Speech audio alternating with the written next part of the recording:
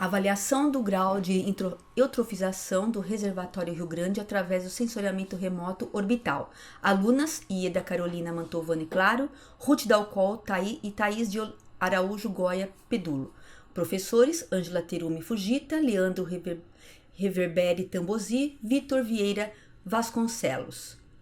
Eu sou Ruth Dalcol. Introdução. Eutrofização artificial. Proveniente da ação humana e reduz a carga externa de nutrientes, gerando um atraso substancial na recuperação dos ecossistemas.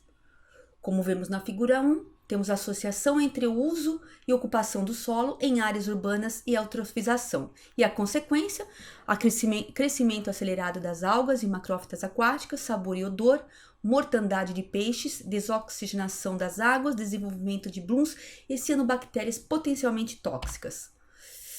Índice do estado trófico IET infere sobre a produtividade dos sistemas aquáticos através da avaliação do seu grau de trofia.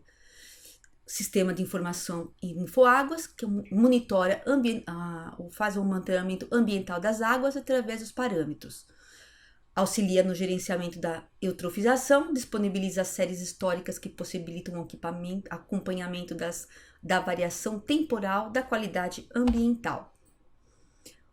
Existe o sensoriamento remoto, como vemos na figura 2, há o monitoramento da qualidade das águas, acompanhamento de mudanças espaciais de uma área ao longo do tempo. E, como vemos novamente na figura 2, nós temos os principais satélites, Landsat, colaboração entre National Aeronautics and Space Administration e na NASA e United States Geological Survey. O objetivo desse trabalho foi analisar de forma comparativa as áreas no entorno do manancial em 2 limites de influência, considerando as décadas de 1998, 2008 e 2018, visando determinar fatores que interferem nos graus de eutrofização do reservatório Rio Grande. Materiais e métodos. Área de estudo. Fizemos um estudo no reservatório do Rio Grande. Esse reservatório está localizado na região metropolitana de São Paulo, que é a represa Billings, e os principais usos dele são recreação, balneabilidade, esportes náuticos, pesca e principalmente abastecimento público. Aqui nós temos, então, como vemos no mapa da figura 3, essa parte onde está o braço da represa, do braço do Rio Grande, é o nosso foco de estudo. Foram selecionados 6 pontos amostrais ao longo do reservatório, sendo 3 deles provenientes do banco de dados da CETESB e outros 3 provenientes de um projeto financiado pela FAPESP, coordenado pela professora Roseli Benassi, da Universidade Federal do ABC. O índice do estado trófico adotado foi proposto por Lamparelli, onde na equação 1 e 2 é calculado individualmente o IET tanto para o parâmetro fósforo total e para a clorofila, e na equação 3 é tirada a média desses 2 valores, podendo assim classificar o grau de trofia do reservatório, a partir da tabela 2, variando em 6 graus, sendo o ultraligotrófico o menor deles e o hiperotrófico o maior. Nesse estudo foi também estimado, através do mapa de Kernel, o IET para todo o reservatório, uma vez que não tem pontos amostrados por todo o reservatório. O método adotado foi o inverso do quadrado da distância, em que quanto mais distante o ponto, menor é a sua influência. A caracterização do solo foi realizada com base em imagens captadas nos satélites Landsat 5 e Landsat 8 do Banco de Dados de Serviços Geológicos dos Estados Unidos. Através de uma identificação supervisionada e do comando Randall Forest, foram geradas 3 classes, 1 que é água, 2 urbano e a 3 vegetação. Foram criados buffers de 500 e 2.000 metros a partir da classe água, ou seja, ali do limite do reservatório,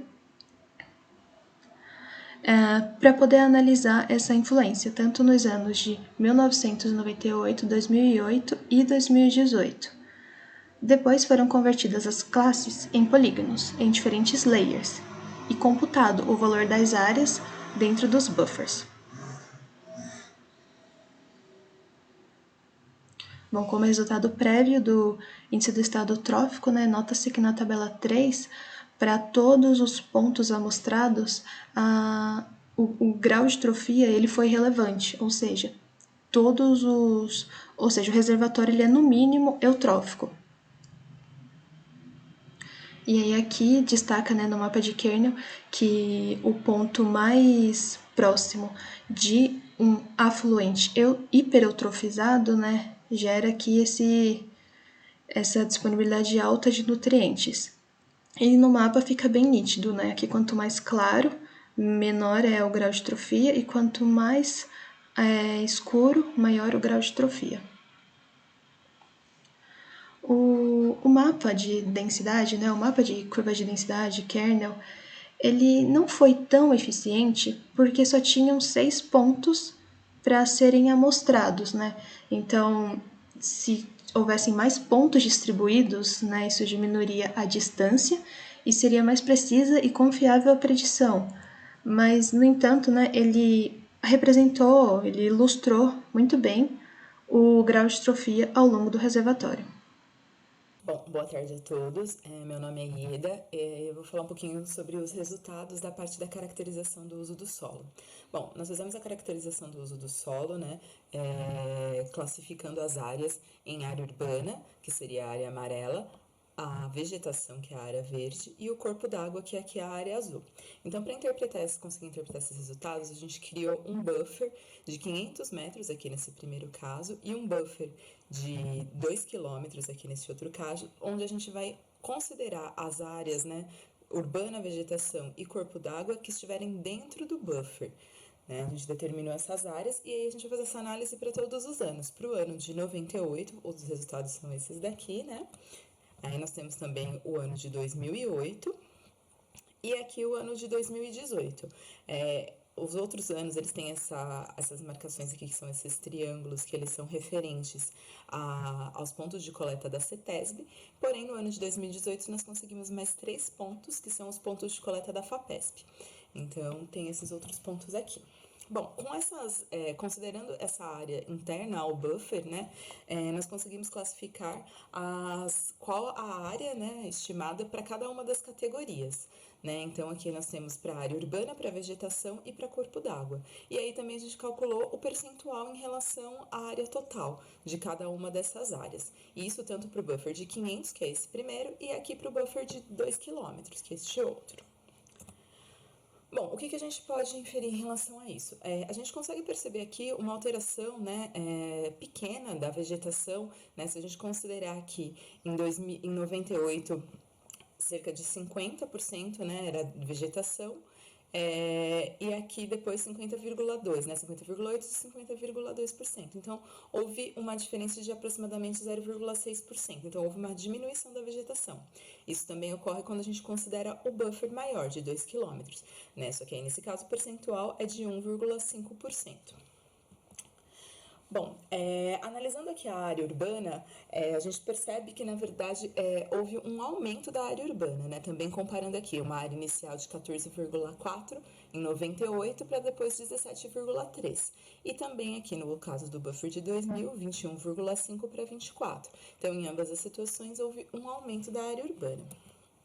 Entretanto, a gente pode observar que aqui no ano de 2008 houve uma redução. Então, a gente tem aqui, na área urbana mesmo, um percentual de 14, depois cai para 13 e depois vai novamente para 17, né? Ele teve essa oscilação nos dois casos.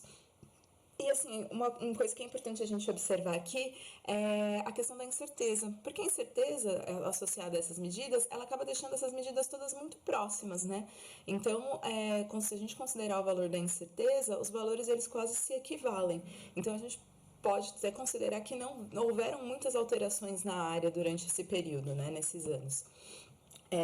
Uma coisa também, um fator que é importante observar é que em 2002 teve a construção do Rodoanel, né, o início do trecho sul, e isso trouxe um impacto muito grande para a região, meio físico, biológico, antrópico. Então, esses fatores podem, de certa forma, ter contribuído, né, mesmo que essa diferença seja bem pequena, esses fatores podem ter influenciado de alguma maneira. Bom, outro fator que pode ter influenciado também refere-se ao volume de água do reservatório, tanto na estação seca quanto nas chuvas, na estação de chuvas, e também nas imagens dos anos de 98, 2008 e 2018. Por quê? Porque não necessariamente a gente estava partindo de um mesmo corpo d'água, né? Ele sofre alterações de volume, né, com o tempo, então isso consequentemente altera o limite do buffer que for gerado, então existe essa alteração também. Então, essas áreas também podem ter interferido nessa diferença. E também, se a gente for considerar também o que a Thaís já comentou, né, que no período chuvoso, né, o índice pluviométrico ele é maior. Então, ele acaba carregando impurezas para o corpo d'água, aumentando a disponibilidade de nutrientes, o que acaba gerando a eutrofização. Então, aquele corpo d'água eutrofizado, que a Thaís comentou anteriormente, é característico disso. Bom, por fim, a gente não pode estabelecer uma relação direta entre o índice do estado trófico, né, do reservatório Rio Grande, com a ocupação da região analisada pelos buffers ao longo dos anos. Esse resultado ele pode estar associado à questão que a gente estabeleceu esses buffers de 500 e 2.000 metros, só que, na verdade, deveria ter sido necessário uma análise mais profunda de toda a área de contribuição da bacia para conseguir determinar essa influência no índice de estado trófico. Bom, nossas considerações finais que todos os pontos amostrais, né, eles apresentaram um elevante grau de trofia, né, bem eutrofizado, hiperetrofizado. Houve um aumento da ocupação urbana, né, de 98 a 2018, assim como aumento do desmatamento, mas isso foi num percentual muito pequeno também, né, como a gente já comentou. Então, essas alterações a gente não consegue justificar o elevado grau do trófico do reservatório. A gente não pode assumir essa relação. Seria recomendado que fosse feito um novo estudo, considerando de fato a área real da bacia. Aqui estão as nossas referências bibliográficas principais. Muito obrigada pela atenção de todos.